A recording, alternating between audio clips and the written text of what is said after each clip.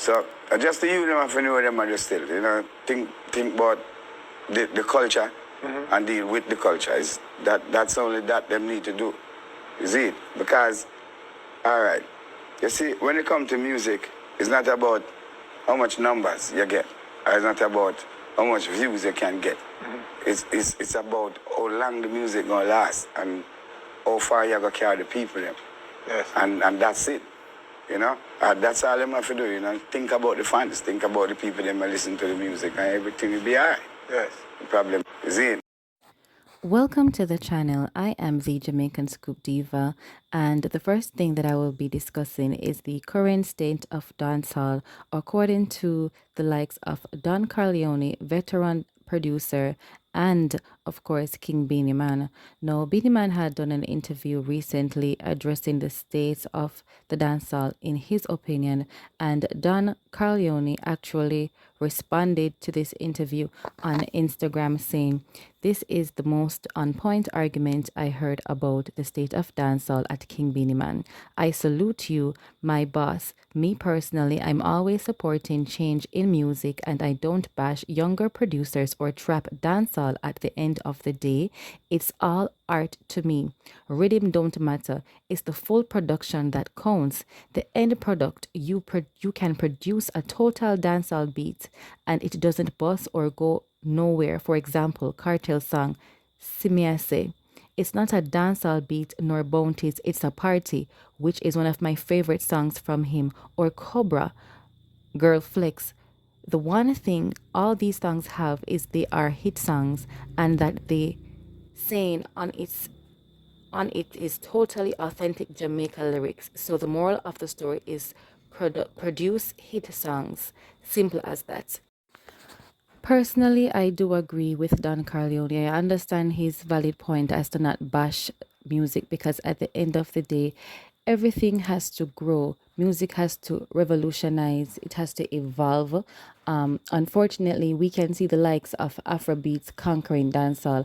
Afrobeats has taken on a whole new life on the international scene with the likes of, Burna Boy, Wizkid, and so many more.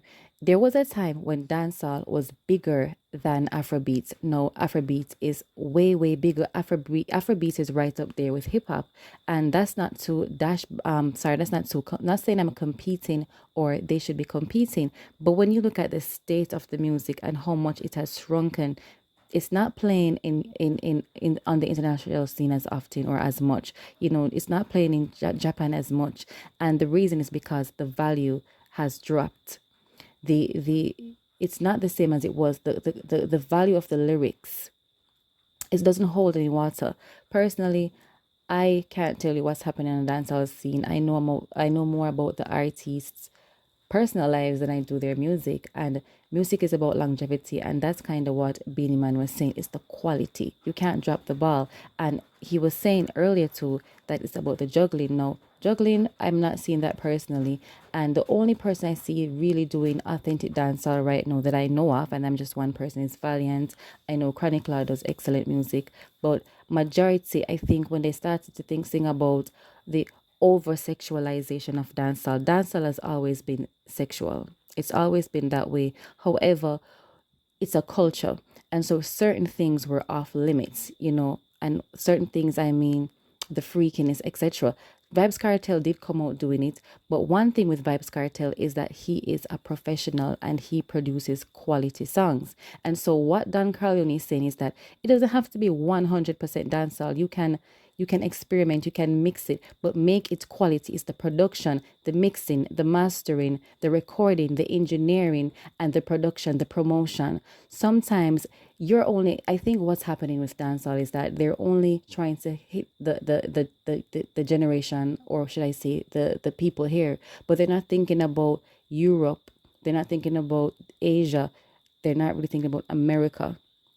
Because I took the liberty of going on to top songs, top international dancehall songs. And when I looked at it, I saw Sister Nancy, Shaka Demos, Tenor Saw, Supercat, Beanie Man, Vibes Cartel, Spice. All these people I'm mentioning are 40 and over. So the younger generation is doing a poor job of passing on the baton, or receiving the baton, I should say, because the quality has dropped. Singing about SCAM, scamming, singing about chopping the line, that's not edifying. Dancehall is something that is quality, and I really hope the younger generation can understand where I'm coming from. It's not to bash them, but it's true. And I really appreciated this interview, and I really appreciated the words that Don Carleone said. And, to the younger generation, research helps, but sometimes when they think they're making the money and they think they're on top of the world, it's really hard to get through to them. But we can only hope and pray for the best. The last time Shaneil Muir was on our stage in October of 2022, she spoke about leaving dancehall for a spiritual life and told us she had a few more dates before making the complete transition. Well, this is what she had to say about that after her performance at Bellevue Music Fest. Well, in that situation, I'm not going to make certain steps until I'm ready, and I realize I'm not ready yet. So, I'm not going to force myself to do something because I'm not going to be a hypocrite. So, it's something that was real. Definitely, it happened, and I'm grateful it happened because it still opened my eye to certain things, and I'm more able to acknowledge and visualize and see things for what it is. So, one day it will happen, but I don't know when, but it will. So you're saying that you still have that spiritual connection, but Shaneil Muir will still continue in dancehall as of now? Definitely. I will always have that spiritual connection, and that's just a part of me that, I should probably keep secluded away from the media. It can be reflected in different ways by different opinions, but it all matters to the Most High, not to other people, but one day we have. So Shaneil recently did this interview where she gracefully addressed the matter of leaving dancehall, and she wasn't trying to play a hypocrite, and she was being quite transparent, and she stated that she's not ready. And I think that is quite admirable. And a lot of times when people go through things in their lives, they think they want to give up.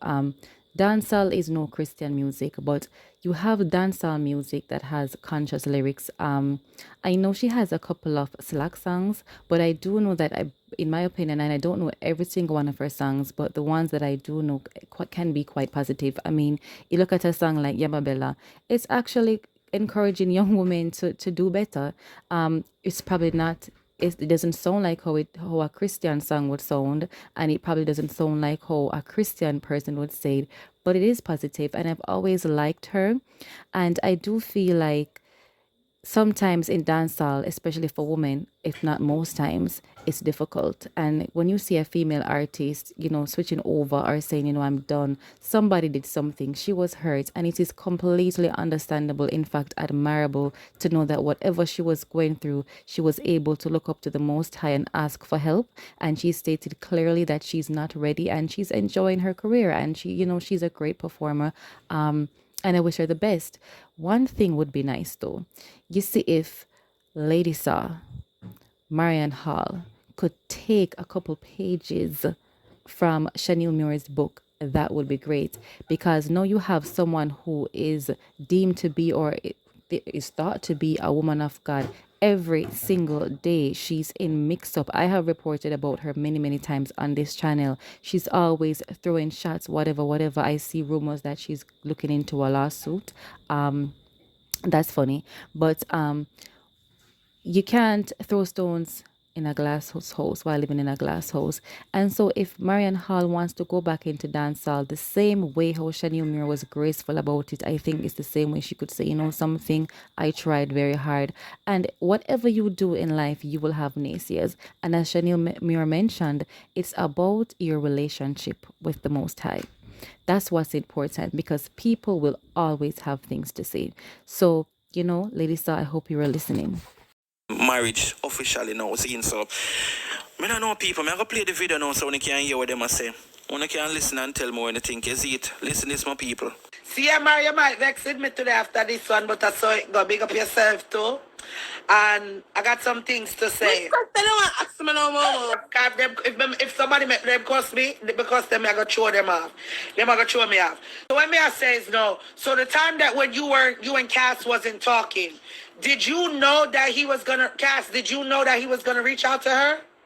No. Him ask her, and him lie and say him never reach out to me. But he did reach out to me one time, on WhatsApp, come with having WhatsApp number, cause we was that close. Like, so he called me and he said, I mean, and he talk about Cassandra, and I was like, oh, I miss her and stuff like that. He tell me things so. Then he was like, oh, but he tells me I have something I go on with, and he say, oh, me can give you the money, just come see me. And I'm like, what? I didn't ask you that. Like, I didn't ask you for no money. You just offer to give me money. And I'm like, I take it on some friend shit, and but when I'm gonna come, like, you're gonna have to sell me the money or something. But him I say, yo, you know me can't, like, you know the situation, go say what I have to pull up on me. So he was like, basically saying me would have to fuck him. So I said, no, I'm not coming. You can keep it. And I never beg you.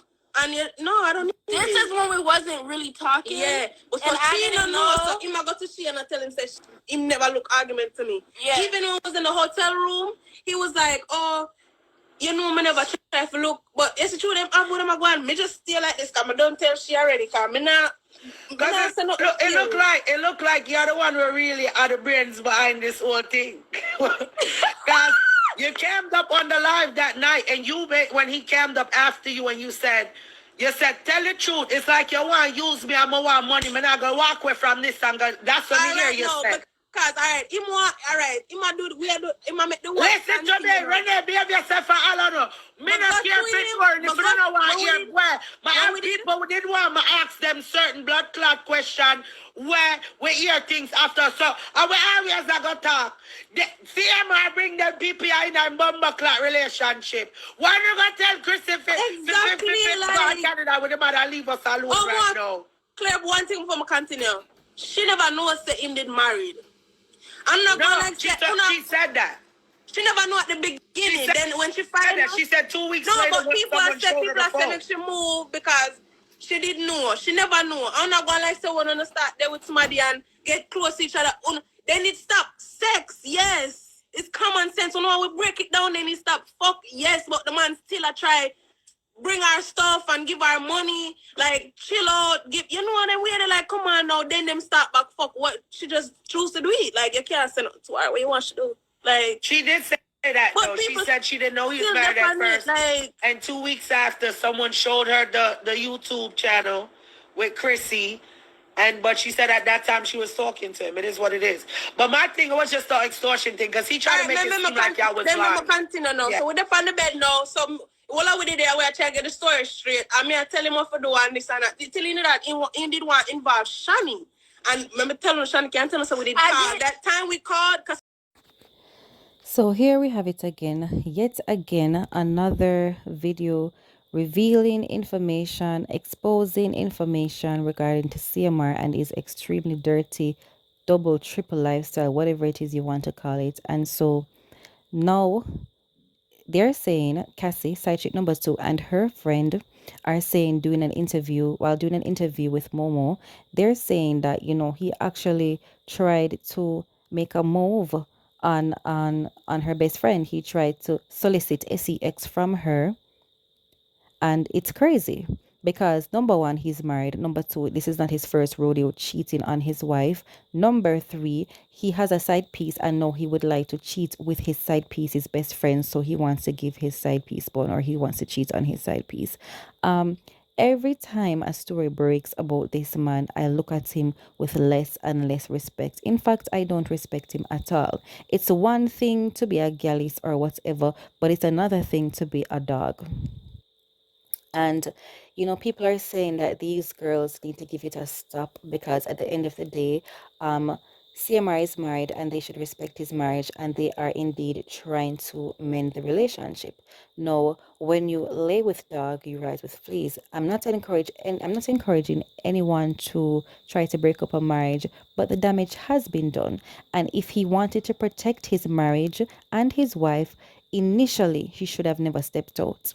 And initially he should never had given these females this much power and leverage by exposing himself and doing what he had done. So clearly, by the nature of his actions, we know that he doesn't love his wife, and we know that he doesn't respect her nor the marriage. At this point, I don't think he respects himself nor his household. Now, why would Cassandra stop? Why would she care about their marriage? What I'm getting from this is that she has been benefiting off of this publicity. Her social media is growing. She seems to be doing ads. You know, she's benefiting from this. And this is what happens when we disrespect ourselves and go against the grid of what is not the norm. So when you step out of your marriage, you knew what you were doing. So the next thing I want to address is when they said Chrissy knew that he was cheating. First of all, that makes her look very dumb. It makes her look stupid and it makes her look helpless and weak, right? The next thing, no, I don't believe that she actually knew. Sometimes people need room to save face. As we Jamaicans would say, you need to take shame face out of your eye or to take shame out of your eye. So she's just saying that she was aware. Okay, so he told you that he cheated on you after the fact that he cheated, but he never told you when he was cheating. She knew nothing. They are now claiming to work on their marriage, and for their sake, I hope they are. Okay, and with that being said, this is the Jamaican Scoop Diva. Please like, share, and subscribe. Hit the notification bell and leave your comments below. Take care of yourselves.